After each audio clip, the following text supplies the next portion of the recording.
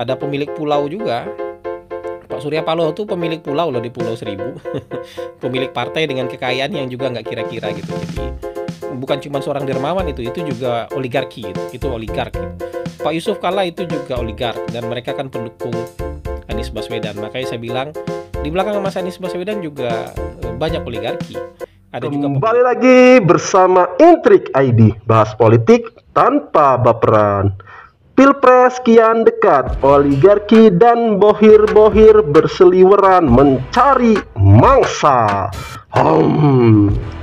Sedikit informasi bahwa definisi oligarki adalah bohir atau pemodal yang bisa mengatur jalannya struktur kekuasaan di pemerintahan.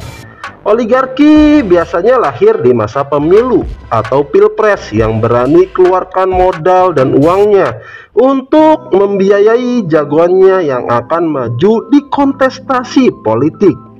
Bukan rahasia lagi bahwa salah satu capres 2024 saat ini yang menonjol didukung dan ditimang-timang oleh para bohir dan oligarki yaitu capres Anies Baswedan. Anies Baswedan didukung oleh bohir atau oligarki yang sakit hati atau kecewa kepada pemerintahan Jokowi. Baru-baru ini Surya Paloh, salah satu ketum partai yang dermawan sekaligus dia adalah bohir dan oligarki, mengadakan pertemuan di pulau pribadinya di Jakarta. Wow, sungguh fantastis. Oke, kita lanjut. Paloh disebut-sebut oligarki yang mengatur jalannya atau kesuksesan pencapresan Anies Baswedan di Pilpres 2024.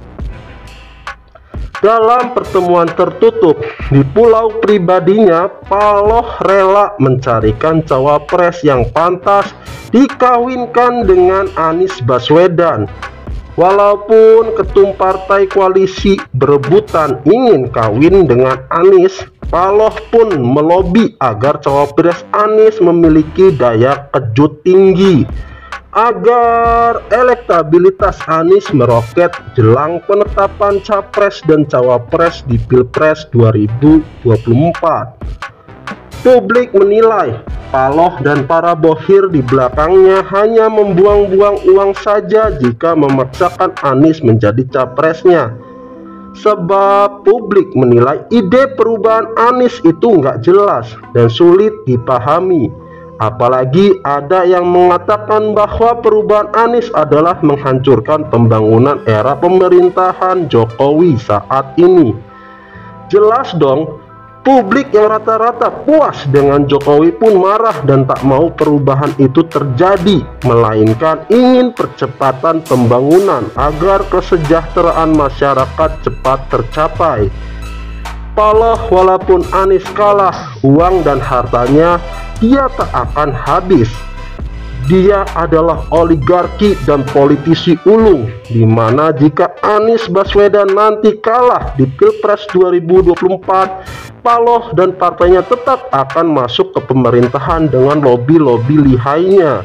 Anies menang atau kalah, tetap Paloh lah juaranya. Di politik, siapa licik dan cerdas, dia akan jadi pemenangnya.